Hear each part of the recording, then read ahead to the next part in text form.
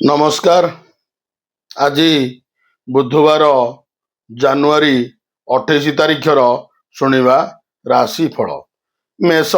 ଆଜି ପ୍ରତ୍ୟେକ କ୍ଷେତ୍ରରେ ଅଭିଳଷିତ କାର୍ଯ୍ୟକୁ ନିର୍ବିଘ୍ନରେ ସମାପନ କରିବାରେ କୌଣସି ଅସୁବିଧା ରହିବ ନାହିଁ। ଅଫିସରେ କାମ, ଏପରିକି ପ୍ରତ୍ୟେକ କ୍ଷେତ୍ରରେ ଯୁକ୍ତିଯୁକ୍ତ କଥା କହି ପରିସ୍ଥିତିକୁ ସୁଧାରି ନେବେ।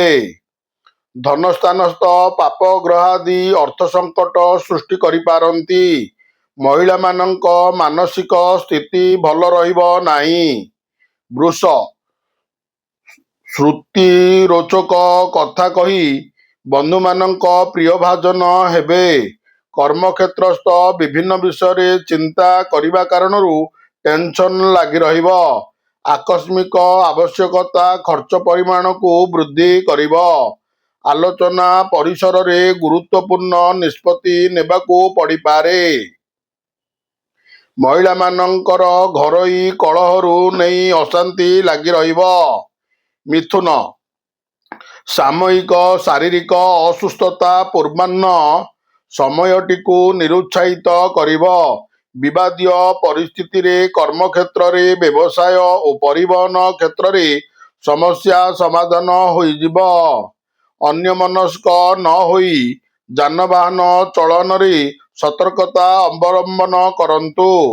ସାମୂହିକ କାର୍ଯ୍ୟରେ ନିଜକୁ ସାମିଲ କରି ପରିବାର ପାଇଁ ସମୟ ଦେଇପାରିବେ ନାହିଁ।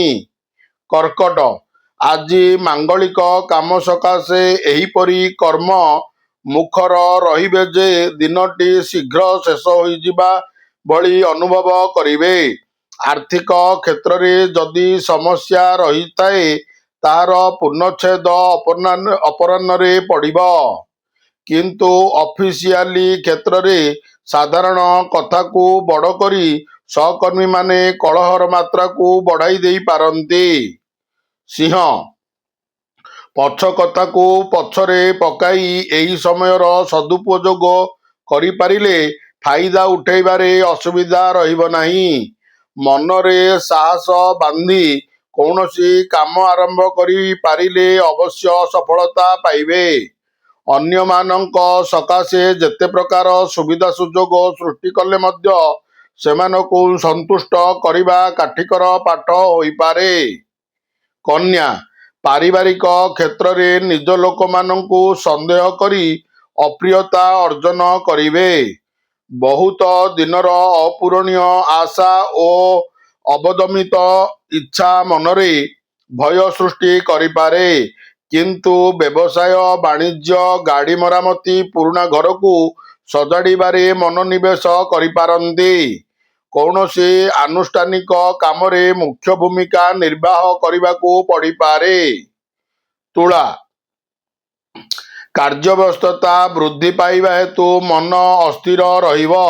ଏକାଧିକ ସମସ୍ୟାର ସମ୍ମୁଖୀନ ହୋଇ ମାନସିକ ଅଶାନ୍ତି ଲାଗି ରହିବା କାରଣରୁ କୌଣସି କାମ ଉତ୍ସାହପ୍ରଦ ହୋଇନପାରେ। ଅବଶ୍ୟ ମାଲି ମକଦ୍ଦମାରେ ଆଲୋଚନା ଦ୍ୱାରା ସମସ୍ୟାର ସରଳ ସମାଧାନ ହୋଇଯିବ। ମହିଳାମାନେ ଘର ପାଇଁ ଫେରିବା ବାଟରୁ ମୂଲ୍ୟବାନ ଦ୍ରବ୍ୟ କିଣି ଆଣି ପାରନ୍ତି। ବିଛା। ଆଜି ସକାଳୁ ସକାଳୁ ବନ୍ଧୁ ମିଳନ ଓ ଧାର୍ମିକ କାର୍ଯ୍ୟରେ ମନ ଉଲ୍ଲସିତ ରହିବ। ବାଚାଳତା ପରିହାର କରି ଅନଧିକାର ଚର୍ଚ୍ଚା କରିବା ଠିକ୍ ହେବ ନାହିଁ। ଅନ୍ୟମାନଙ୍କ କଥାରେ ଭାସି ନଯାଇ ସ୍ଥାନ, କାଳ, ପାତ୍ରକୁ ଗୁରୁତ୍ୱ ଦେବା ଭଲ। କ୍ରୀଡ଼ା, କଳା, ସାହିତ୍ୟ, ସଙ୍ଗୀତ ଓ ଚଳଚ୍ଚିତ୍ର କ୍ଷେତ୍ରରେ ସମସ୍ୟା ଦେଖାଦେବ, କିନ୍ତୁ କିଛି ଅସୁବିଧା ହେବ ନାହିଁ। ଧନୁ। ପୂର୍ବ ସମସ୍ୟା ସମାଧାନ ହୋଇଯାଇଥିବା କାରଣରୁ ମନ ଏକ ପ୍ରକାର ଭଲ ରହିବ। ନିଜ ଲୋକମାନଙ୍କ ଗହଣରେ ଦକ୍ଷତାର ସହ କାମ କରି ପ୍ରଶଂସିତ ହେବେ। କଳା, ସାହିତ୍ୟ, ସଙ୍ଗୀତ, ସାମ୍ବାଦିକତା କ୍ଷେତ୍ରରେ ସୁଫଳ ପାଇବେ। ରାଜନୀତିରେ ଓ ସାଂଗଠନିକ କ୍ଷେତ୍ରରେ ବହୁତ ଜନକଲ୍ୟାଣ କାମ ହାତକୁ ନେଇପାରନ୍ତି। ମହିଳାମାନେ ଅର୍ଥ ଲାଭରୁ ଖୁସି ରହିବେ। ମକର। ଆଜି ଦିନଟିରେ ଯାହା କରିବା ସକାଶେ ମନସ୍ଥ କରିଛନ୍ତି ଅବଶ୍ୟ ବିନା ପ୍ରତିବନ୍ଧକରେ ତାହା ସମ୍ପନ୍ନ କରିବାରେ ସମର୍ଥ ହୋଇପାରିବେ। ସାୟାହ୍ନାର୍ଦ୍ଧରେ କୌଣସି ଶୁଭ ଖବର ପାଇ ମନ ବହୁତ ଖୁସି ହୋଇଯିବ। ଶିଳ୍ପ ବାଣିଜ୍ୟ ବ୍ୟବସାୟ ନିର୍ମାଣ ଓ ପରିବହନରୁ ଲାଭବାନ ହେବେ। ଶତ୍ରୁମାନେ ସୁଯୋଗ ଅପେକ୍ଷାରେ ରହିପାରନ୍ତି, ଏଣୁ ସତର୍କ ରହିବା ଭଲ। କୁମ୍ଭ, ଆଜି ଆପଣ ଯେଉଁ କାମରେ ହାତ ଦିଅନ୍ତୁ ନା କାହିଁକି ପ୍ରତ୍ୟେକ କାମ ସହଜ ଓ ସୁବିଧାରେ ସମ୍ପନ୍ନ ହୋଇପାରିବ। ବ୍ୟବସାୟ କ୍ଷେତ୍ରରେ ବନ୍ଧୁଙ୍କ ସହାୟତାରେ ବକେୟା ଅର୍ଥ ଆଦାୟ କରିବାରେ ସମର୍ଥ ହେବେ।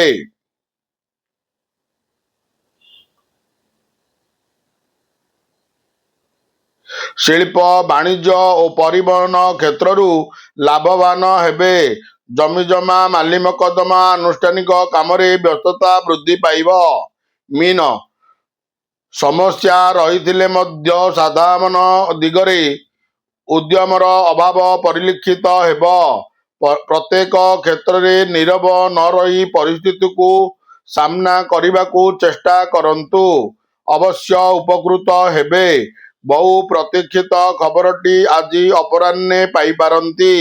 ଯାତ୍ରା ବାଣିଜ୍ୟ ବ୍ୟବସାୟ ମାଲି ମକଦ୍ଦମା ସାଂଗଠନିକ କ୍ଷେତ୍ରରୁ ସୁଫଳ ପ୍ରାପ୍ତି ହେବେ। ନମସ୍କାର। ଜୟ ଜଗନ୍ନାଥ।